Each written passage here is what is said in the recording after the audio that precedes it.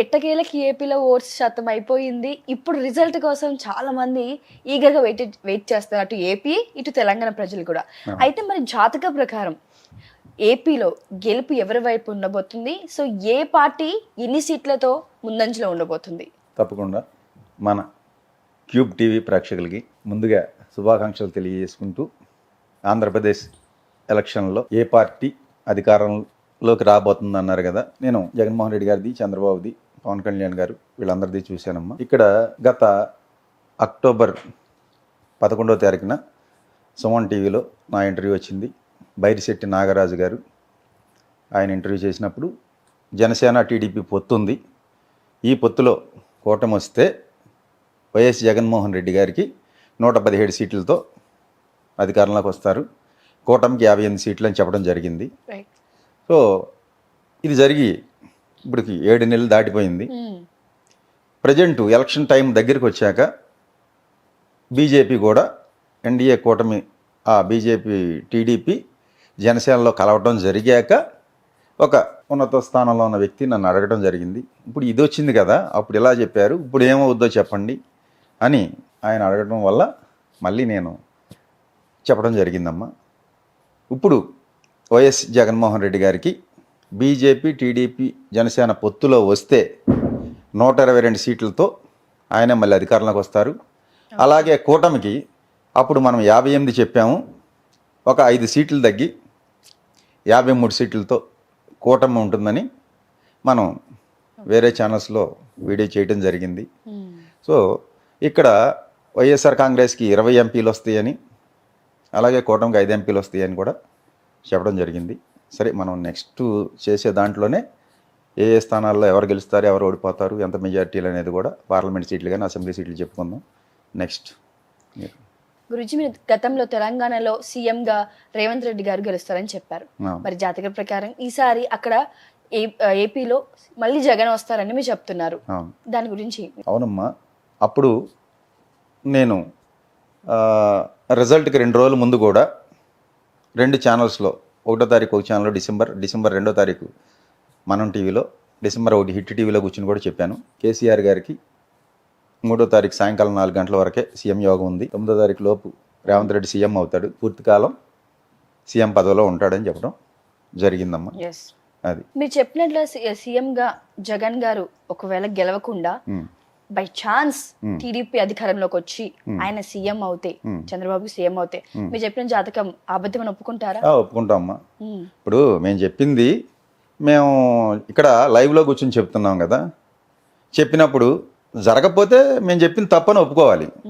అంతేగాని ఇక్కడ నేను అప్పుడు అలా చెప్పా ఇలా చెప్పానని చెప్పి ఏదో బ్రోకర్ ఇచ్చి మిమ్మల్ని ఇది చేసి నా వీడియోలు ఉంటే తీసుకురండి, నా వీడియోలు ఉంటే చూపించండి, నా వీడియోలను డిలీట్ చేపించి అలా చేసే అవసరం నాకు లేదు. అర్థమైందా? వన్స్ ఒక మాట చెప్పామంటే ఆ మాటకి కట్టుబడే ఉంటా, చనిపోయేంత వరకు కూడా. ఒకవేళ నేను చెప్పింది జరగకపోవచ్చు, ఎస్ జరగకపోతే మీ టీవీలో కూర్చుని నేను చెప్పింది తప్పు అని నేను ఒప్పుకుంటా. అర్థమైందా మీకు? Next right. కొంతమంది జ్యోతిష్యులందరూ 100% సీఎం చంద్రబాబు గారే, ఎందుకంటే ఆయన జాతక రీత్యా ఆయన అవ్వే అవకాశాలు ఉన్నాయి, 100% అయ్యే అవకాశాలు ఉన్నాయి అంటున్నారు. దానికి మీ సమాధానం? ఇప్పుడు మా జ్యోతిష్యులే చాలామంది కూడా టీవీలో కూర్చుని జగన్మోహన్ రెడ్డి గారే అవుతారు జాతక రీత్యా అని మరి కొంతమంది ఇలా కూడా చెప్తున్నారు, కొంతమంది అలా కూడా చెప్తున్నారు. సరే, అది వాళ్ళ పరిజ్ఞానం బట్టి చెప్తారమ్మా.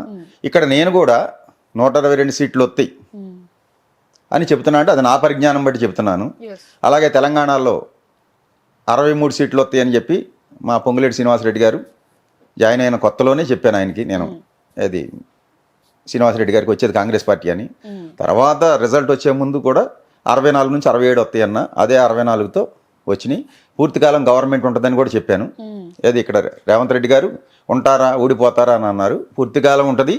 మే తర్వాత ప్రమాణ స్వీకార ముహూర్తం ప్రకారం ఈ మే తర్వాత కొంచెం ఫైనాన్షియల్ ట్రబుల్స్ ఎదుర్కొంటాడు ఈయన, అది కొన్నాళ్ళు జరుగుద్ది. ఏదైనా 27 దాటేటప్పటికి ఈ ప్రమాణ స్వీకార ముహూర్తం ప్రకారం సెట్ అవుద్ది. ఆయనకి కుటుంబం అంటే ఈ మంత్రులు ఉన్న ఎమ్మెల్యేల వల్లే కొంత ఇబ్బందులు ఉంటాయి అని చెప్పడం జరిగింది ఆ విషయంలో. ఒక మనిషికి జాతకం చూస్తే జ్యోతిష్యుడు ఒకే విధంగా చెప్పాలి. ఉమ్, కానీ ఇప్పుడున్న సమాజంలో నలుగురు జ్యోతిష్కులు ఉమ్. 4 రకాలుగా చెప్తున్నారు. ఆ. దాని గురించి మీరు ఏమంటారు? చెప్తారమ్మా. మీలో ఉన్న చైతన్యం ఒకటే, నాలో ఉన్న చైతన్యం ఒకటే. అర్థమైందా? చరాచర 24 లక్షల ఒకే విధంగా జీవరాశుల్లో చెప్పాలి కదండి. ఉన్న అదేనమ్మా 84 లక్షల జీవరాశుల్లో ఉన్న చైతన్యం పలికిచ్చేది కూడా ఒకటే. కానీ నేను వేరేగా పలుకుతా, మీరు వేరేగా పలుకుతారు, మీరు వేరేగా ఆలోచిస్తారు, నేను వేరేగా ఆలోచిస్తా. డిఫరెంట్గా ఎలా ఆలోచిస్తున్నామో ఈ జ్యోతిష్యులు కూడా వాళ్ళ స్థాయి, వాళ్ళ పరిజ్ఞానం, వాళ్ళకున్న అజ్ఞానం, విజ్ఞానం ఏదో ఒకటి ఉన్న స్థాయిని అనుసరించి చెప్పడం జరుగుతుంది. రైట్. అంతే తప్ప వేరే ఏమీ కాదు. అంటే ఆ తేడాలు ఎందుకండి? అంటే జ్యోతిషం ఎలాగో ఒకటే ఉంటుంది కదా. ఇప్పుడు నా జాతకం, ఇప్పుడు నేను నడుస్తున్నాను, ఒకటే నడుస్తాను, పక్కన మళ్ళీ పడిపోతాను, అంత మంది చెప్తే ఒక మనిషిని ట్రబుల్ చేస్తున్నట్టే కదా అది. అదేనమ్మా, ఇప్పుడు జ్యోతిష్యంలో సాధారణంగా అడిగితే చెప్పమనుంది, అడగకుండా మాకు తెలిసినా చెప్పకూడదు. రెండోది, వీళ్ళు ఎలా ఎందుకు చెబుతున్నారు అంటే వాళ్ళకున్న పరిజ్ఞానం బట్టి చెప్పారు. ఇప్పుడు ఉదాహరణకి మీకు తెలంగాణలో మా జ్యోతిష్యులు అందరూ కూడా వన్ సైడే చెప్పారు. 70 నుంచి 75 బీఆర్ఎస్ వస్తుంది, కేసీఆర్ గారే మళ్ళీ సీఎం అని. అది ముందు నుంచి ఎప్పటి నుంచో చెప్పుకొచ్చారు. ఇందులో కొంతమంది మేము చెప్పలేదంటారు, చెప్పి కూడా కొంతమంది మేము చెప్పాము, ఒప్పుకున్నాము, జరగలేదంటారు. సరే, దీనికి వ్యతిరేకంగా ఒక 2-3 కూడా రేవంత్ రెడ్డి అవుతాడని చెప్పారు. అందులో నేను ఒకడిని, నేను కూడా ఇన్ని సీట్లతో రేవంత్ రెడ్డి సీఎం అవుతారని చెప్పాము. అది కాంగ్రెస్ హైకమాండ్ బటన్ నొక్కి ఎవరంటే సీఎం వాళ్ళే కదమ్మా. 10 మంది పోటీ పడ్డారు, వెళ్ళి హస్తంలో మల్ల యోధుల్లాగా యుద్ధం చేశారు. చివరికి రేవంత్ రెడ్డి స్విచ్ నొక్కి రేవంత్ రెడ్డిని కూర్చోబెట్టారు వాళ్ళు. మరి అలాంటి 10 మంది ఉన్న దాంట్లో నువ్వు ఎలా చెప్తున్నావు రేవంత్ రెడ్డి అని చాలా మంది అడిగారు. పైన ఉన్నవాడు చెప్తున్నాడు రేవంత్ రెడ్డి అవుతాడని. జరిగిందా లేదా? ఇక్కడ మా జ్యోతిష్యుల్లో మాకున్న పరిజ్ఞానంలో తప్పు లేనుంటే మాయే కానీ, శాస్త్రంలో కానీ, విశ్వంలో ఉన్న శక్తిలో కానీ ఏ తప్పు లేదు. భగవంతుడు ఒకే రూపం, ఉన్న శక్తి, అది అల్లా అనుకోండి, జీసస్ క్రైస్ట్ అనుకోండి, మీరు హనుమంతుడు అనుకోండి, లార్డ్ వెంకటేశ్వర స్వామి అనుకోండి, ఎన్ని రూపాలు వచ్చినా ఉన్నది ఒకటే చైతన్యం. ఆయన రోజు అష్టోత్తర సహస్రనామం చేసేటందు ఒకే దృష్టి ఉంటుంది. కత్తి తీసుకుని రోజు మర్డర్లు చేసి దొంగతనాలు చేసి బతికేయడందు కూడా సమదృష్టితోనే ఉంటాడు. భగవంతుడు అందరినీ సమదృష్టితో చూస్తాడు. ఇక్కడ భేదభావం మందే, వీడు దొంగ, వీడు ఇది అని భేదభావం మనం చూస్తాం తప్ప భగవంతుడికి ఏం లేదమ్మా. సృష్టిలో సకల ప్రాణుల్ని కూడా సమానంగా చూస్తాడు. రైట్. నెక్స్ట్, సో ఏపీలో ఎంపీగా షర్మిల గారు చేస్తున్నారు, కడప నుంచి పోటీ చేస్తున్నారు. ఆవిడకి గెలుపుందా? అలాగే ముందు కాంగ్రెస్ పరిస్థితి ఎలా ఉండబోతుంది కడపలో? షర్మిల గారి జాతకం ఒకసారి నేను చూశానమ్మా. సో షర్మిల గారి జాతకం 2025 ఫిబ్రవరి నుంచి ఇప్పుడు కొన్న దానికన్నా కూడా ఇబ్బందులు ఎక్కువ అవుతాయి. ఆంధ్రప్రదేశ్లో కాంగ్రెస్ పరిస్థితి దిగజారిపోయింది ఎప్పుడో, అదే కంటిన్యూ అవుద్ది, కనుమరుగవుద్ది. ఇక్కడ ఆంధ్రప్రదేశ్లో రేపు మళ్ళీ సీఎం అయ్యే జగన్మోహన్ రెడ్డి గారు 2034 వరకు కూడా ఈయనే సీఎం పదవిలో ఉంటారు. 2019లో ఎక్కిన జగన్మోహన్ రెడ్డి గారు 2034 వరకు ఇదే పదవిలో కొనసాగుతారు. తర్వాత ఒక 5 years ఆయనకి గ్యాప్ వస్తుంది.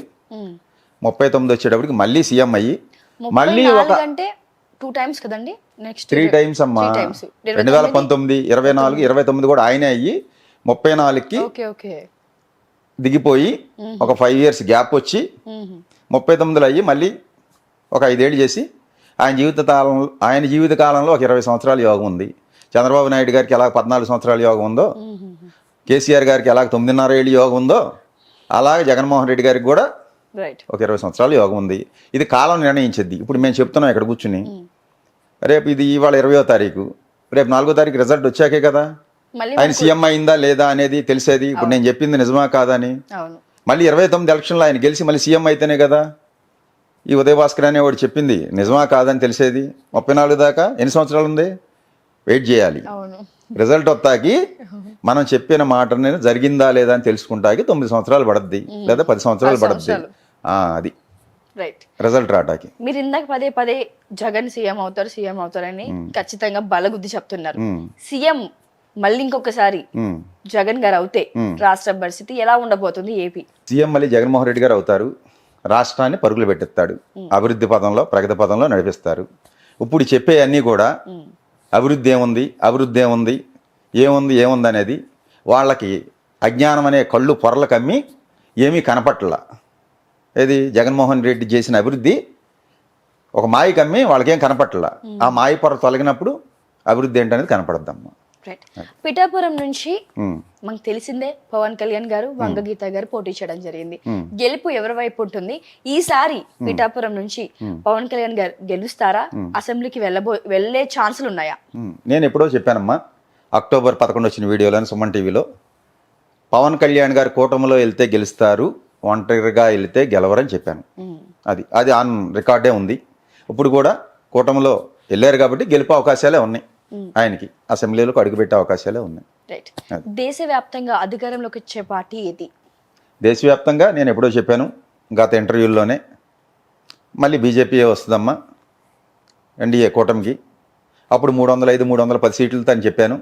ఇప్పుడు మీ టీవీలో కూర్చుని ఎన్డీఏ బలం అది లోపలున్న బయట నుంచి మద్దతు ఇచ్చిన పార్టీలతో అయినా సరే, ఏదైనా ఎన్డీఏ బలం పార్లమెంట్లో 360 సీట్లు ఉంటాయి. లోపల ఉండకుండా బయట నుంచి మద్దతు ఇచ్చేవాళ్ళు ఉంటారు. ఉదాహరణ జగన్మోహన్ రెడ్డి బయట నుంచే మద్దతు ఇచ్చాడు కదా బీజేపీకి గత 5 సంవత్సరాలు. అలాగా ఇచ్చిన ఏదైనా ఎన్డీఏ కూటమికి 360 సీట్లు బలం పార్లమెంట్లో ఉంటుంది.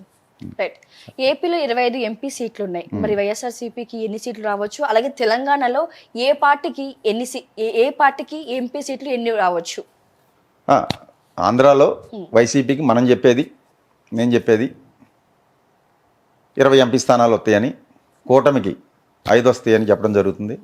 అలాగే తెలంగాణలో కూడా కాంగ్రెస్కి ఒక 9 ఎంపీ స్థానాలు వస్తాయి, ఎంఐఎం ఒకటి వస్తుంది, ఒక బీఆర్ఎస్ 3 నుంచి 4 ఉండొచ్చు, బీజేపీ ఒక 3 స్థానాలు ఉంటుందమ్మా, ప్లస్ ఆర్ మైనస్. ప్రస్తుతం జగన్ గారి జాతకం ఎలా ఉంది, అలాగే బాబు గారి జాతకం ఎలా ఉంది? జగన్ గారి జాతకం అయితే ప్రస్తుతం ఆయన కన్యా లగ్నం, ఆరుద్ర నక్షత్రంలో పుట్టాడు. బుధ మహాదశలో శుక్రుడి యొక్క అంతర్దశ నడుగుతుంది. రేపు నవంబర్ వరకు కూడా, అదే రేపు అక్టోబర్ డిసెంబర్ వరకు కూడా బుధ శుక్రులు ఇద్దరు అక్కడే ఉన్నారు వృచ్చికంలో. ఆయన జాతకం చూసామమ్మా. ఆయన జాతకం ప్రకారం మళ్ళీ 122 సీట్లు గెలుచుకుని మళ్ళీ ముఖ్యమంత్రిగా ఆయనే ప్రమాణ స్వీకారం రేపు ఆంధ్రాకి మళ్ళీ చేస్తారు వైజాగ్లో. Right. So CM Revanth Reddy గారు ఇందాక మనం డిస్కషన్ చేసుకున్న ప్రకారంగా 5 ఏళ్ల పరిపాలనలో ఉంటారని కొంతమంది, ఉండరు అని కొంతమంది, మధ్యలో దిగిపోతారని కొంతమంది. ప్రస్తుతం ఆయన జాతరీత్యా ఆయన సిచ్యువేషన్ ఎలా ఉండబోతుంది? నేను చూశానమ్మా ఆయన జాతకం, వేరే విశ్లేషణలో చెప్పాను. ఆయనకి ఫలానా దశ స్టార్ట్ అయింది, ఈ టైం నుంచి ఈ టైంకి తప్పకుండా ముఖ్యమంత్రి అవుతారని ఆ ఇంటర్వ్యూలో కేసీఆర్ గారి జాతక విశ్లేషణ, ఈయన జాతక విశ్లేషణ కూడా చేసి చెప్పడం జరిగింది. ఆయన కొండారెడ్డిపల్లిలో 4:30కి పుట్టారు. ఈ లగ్నం మేషలగ్నం, సప్తంలో ఈ గ్రహాలు ఉన్నాయని, షష్టాధిపతి సప్తంలో ఉన్న బుధ మహాదశ ప్రారంభం అయ్యాకే ఈయనకి సీఎం యోగం వస్తుందని చెప్పడం జరిగింది. అలాగే వచ్చారు. ఈయన పూర్తికాలం, మీకు లైవ్లో చెప్తున్నాను, పూర్తికాలం 5 ఏళ్ళు సీఎంగా కొనసాగుతారు. ఇంతకుముందు కూడా 2014లో కేసీఆర్ గారు అవుతారని చెప్పాను. 2019లో 18 డిసెంబర్ 13న కేసీఆర్ గారు మళ్ళీ ప్రమాణ స్వీకారం చేస్తారని చెప్పాను. అలాగే చేశారు. ఆయన రేపు సాయంకాలానికి దిగిపోతారని చెప్పాను, అదే జరిగింది. అది రేపు 2019లో కూడా జగన్మోహన్ రెడ్డి గారికి 126 ఎమ్మెల్యే సీట్లు ప్లస్ 21 ఎంపీ సీట్లు వస్తాయి అన్నాను. నన్ను అందరూ వీడు ఏదో అని చెప్పి ట్రోల్ చేసి అన్నారు. సరే వచ్చాక తెలిసింది కదమ్మా, రేపు కూడా వచ్చాకే తెలుస్తుంది. ఈలోపు ఈ 10 రోజుల్లో 15 రోజులు ఉంది మన వీడియో వచ్చేటప్పటికి రిజల్ట్ వస్తుంది. 15 రోజుల్లో కామెంట్లు చేస్తూనే ఉంటారు, వాళ్ళందరినీ మనం పట్టించుకోమమ్మా. ఇది తెలంగాణలో బీఆర్ఎస్ పార్టీ అంతమైపోతుంది, ఇంకా కేసీఆర్ జైలుకి వెళ్తాడు అని అంటున్నారు. ప్రెసెంట్ కేసీఆర్ గారి జాతక ప్రకారంగా ఆయన సిచ్యువేషన్ ఎలా ఉండబోతుంది గురు? అదే సిచ్యువేషన్ అయితే బాగోలేదమ్మా. నేను చెప్పాను అక్టోబర్ 9 నుంచి ఎప్పటి నుంచో ఆయనకి బాగోలేదు, బ్యాడ్ టైం స్టార్ట్ అయిందని. సో ఆ తర్వాతే డిసెంబర్ 19 వరకు ఉంది అది ఆ గ్రహం. ఆ జరిగే కాలంలో ఇబ్బంది ఉంటుంది అన్నాను. అదే టైంలో దిగిపోయారు, ప్లస్ పడిపోయి ఆయనకి సర్జరీ అయింది కూడా డిసెంబర్ 19 ముందే. సో ఆయనకైతే 2028 వరకు కూడా ఈ పార్టీ అయితే ఉంటుంది. ఆ తర్వాత ఆలోచించాలి. ఉంటుందా ఉండదా అనేది. రైట్. ఇది ఒక పర్సనల్ క్వశ్చన్ గురువు గారు మీ గురించే. మీ దగ్గర ఉన్న ఒక మంత్రదండం ఒక వింతగా ఉంది, అసలు నేను ఎప్పుడు కూడా చూడలేదు దాన్ని. సో దాంతో జాతకం ఎలా చెప్తారు? దాంతో జాతకం చెప్పడం కాదమ్మా, భవిష్యత్తు చెప్తున్నాం. అది రేపు భవిష్యత్తు. అదే జాతకం అనేది కాదు ఇక్కడ. జాతకం అంటే హారోస్కోప్ కావాలి, గ్రహాలు ఇవి అవి. అది డివైన్ ఆస్ట్రాలజీ అని చెప్పి విశ్వంలో ఉన్న శక్తికి, విశ్వంలో ఒక శక్తి నడిపిస్తుంది కదా, దానికి కనెక్ట్ అయ్యేదే. అది ఒక ఇన్స్ట్రుమెంట్ మంత్రదండం అనేది. నేను చూసేది ఇదంతా జనాల్ని మోసం చేయడానికి కానీ కొంతమంది చెప్పిన ప్రజలకి మీరు ఇచ్చే సమాధానం ఏంటి? తప్పే ఉందండి, యద్భావం తద్భవతి. ఇప్పుడు మీరు మోసం చేస్తున్నారు అనుకున్నారు అనుకోండి, నాలో ఒక మోసగాడు కనపడతాడు. ఇప్పుడు నేను పలికేది సత్యం అనుకోండి, నేను చెప్పింది జరిగింది చాలామందికి, వాళ్ళందరూ ఏమనుకుంటారు, ఓహో ఈయన చెప్పింది జరిగింది అని అనుకుంటారు కదా. అది ఇక్కడ నేను జనాలను మోసం చేసి నేను డబ్బులు సంపాదించుకుని నీకు ఆ పూజలు చేయాలి, ఈ హోమాలు చేయాలి, 10 లక్షలు పట్టురా, 12 లక్షలు అవుద్దని నేనేం చెప్పట్లేదు కదా. లేకపోతే ₹1,00,000 తీసుకురా, 50,000 తీసుకురా అని ఎక్కడన్నా నేను నా దగ్గర అడిగిన వాళ్ళకి గోచార రీత్యా ఈ గ్రహాలు బాగోలేదు, దశాంతర దశలు తీసే ఈ గ్రహాలు బాగోలేదు, ఇవన్నిటికి కలిపి ఎంఆర్పి ప్యాకేజ్ ఇది, లేకపోతే త్రయంబకేశ్వర్ వెళ్ళు, లేదా అక్కడికి వెళ్ళు, ఇక్కడికి వెళ్ళు, శని సింగనాపూర్ వెళ్ళు, శని బాగోపోతే, రాహుగ్రహం బాగోపోతే కుక్కి సుబ్రహ్మణ్య స్వామి దగ్గరికి వెళ్ళు, ఇవన్నీ నేనే పూజలే అని చెప్పి ఇట్లా. రాహు నీ పక్కన ఉన్న ఇంట్లో రాహు ఉన్నా అక్కడ భగవంతుడు ఉన్నాడు. ఒకడికి ఎవడికో చెప్పాను నేను, గురువుగారు నేను కుక్కి వెళ్తున్నా అన్నాడు. దేనికి రా అన్న, ఆ రాహు సుబ్రహ్మణ్య స్వామి రాహు ఇప్పుడు నాకు అంతర్దశ జరుగుతుంది అన్నాడు. వాడు కూడా ఆస్ట్రాలజరే, తెలుసు అనమాట, మమ్మల్ని కోచింగ్ చేస్తుంటారు. ఈ రాహు గ్రహం నీ పక్కన లేదా అన్న అంటే, ఎక్కడుంది గురుగారు, కుక్కీలో ఉన్నాయో ఉన్నాడు అన్నాడు. అవి పుణ్యక్షేత్రాలు అయ్యో ప్రశస్తమైన కాలంలో పుట్టిని అక్కడే ఉంటాడండి భగవంతుడు, నీ పక్కన ఉన్న విగ్రహంలో కూడా ఉన్నాడు, నువ్వు చూడగలిగే భావంతో ఉంటుంది అన్న. లేదు వెళ్తున్నా అన్నాడు. సరే నీ కర్మ వెళ్ళు అన్న. వత్త అవుటర్ రింగ్ రోడ్లో హైదరాబాద్ ఎక్కాక యాక్సిడెంట్ అయింది. హాస్పిటల్లోని ఫోన్ చేశాడు, గురువుగారు కుక్కీ వెళ్ళి వస్తున్నాము, కారు చెత్త అయిపోయింది, మేము బతికున్నాము అన్నాడు. వెళ్ళకపోతే జరిగేది కాదు కదా. మరి కుక్కీలో ఉన్న రాహు ఏం చేసింది చెప్పండి. ఎంతోమంది పుణ్యక్షేత్రాలకు వెళ్తా యాక్సిడెంట్లే చనిపోతున్నారు. నిజమే. మరి ఆ భగవంతుడు రక్షించాలి కదా. కర్మని ఎవడో తప్పించలేడమ్మా. ఇక్కడ మేము కూర్చుని నేను చెప్పినా, ఇంకోటి చెప్పినా, ఎవడో చెప్పినా కబుర్లు చెప్తాం తప్ప కాలక్షేపానికి జనాలకి ఈ కర్మని ఎవడో తప్పించలేడు. ఇప్పుడు అక్కడ జగన్మోహన్ రెడ్డికి అవ్వాలని ఉంది, అదే అవుద్ది. అర్థమైందండి.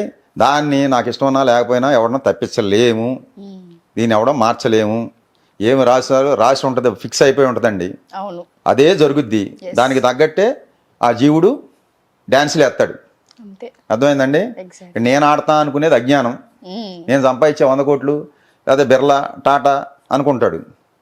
ఏది పెద్ద పెద్దోళ్ళు అందరూ వీడు సంపాదించేది 100, వీడికి లేనికి ముందు ఉంది డబ్బు, వీడు పోయాక డబ్బు ఉంటుంది. వీడు వస్తా డబ్బు ఏమి లేదు, కొత్తగా సంపాదించారు, తీసుకెళ్తా పట్టుకెళ్ళేది లేదు. నేను సంపాదించేది అనుకునేంటి, ఇప్పుడు ఇక్కడ కూర్చుని నేను చెప్పే జ్యోతిష్యం జరిగింది, నేను చెప్పే జరిగింది అనేది ఒక అజ్ఞానం. అది జరగాల్సి ఉన్నది జరుగుద్ది, దాన్ని తెలుసుకుని చెప్పడమే జ్యోతిష్యం. అది ఒక దైవానుగ్రహం ఉంటే వస్తుంది, అంతే తప్ప ఇక్కడ నేను చెప్పాను అనుకున్నాను అనుకోమ్మా, అది అహంకారం వస్తుంది, అది అజ్ఞానం. తర్వాత భగవంతుడు ఒకటి వేసాడు అనుకోండి, మళ్ళీ పాతాళంలో పోతాం. అది గురుగారు చివరిగా మంగళగిరి నుంచి లోకేష్ గారు అలాగే లావణ్య గారు పోటీ చేశారు. సో గెలుపు ఎవరి వైపు ఉంది ఈసారి? లోకేష్ గారు ఏమైనా గెలిచే అవకాశాలు? 4 నెలల క్రితం అయితే గంజి చిరంజీవి టికెట్ డిక్లేర్ అయినప్పుడు ఒక 2,000-2,500తో గంజి చిరంజీవి గారు గెలవచ్చు అని చెప్పానమ్మా. సో ఆయన టికెట్ మార్చేశారు, చిరంజీవి సీట్ చినిగిపోయి మురుగుడు లావణ్య వచ్చింది అక్కడ. మరి ఎందుకు జరిగిందో ఇప్పుడైతే నాకు కనపడే ఇదిలో ఒక 2,500లో లోకేష్ గారే గెలవచ్చు అని చెప్తున్నాను.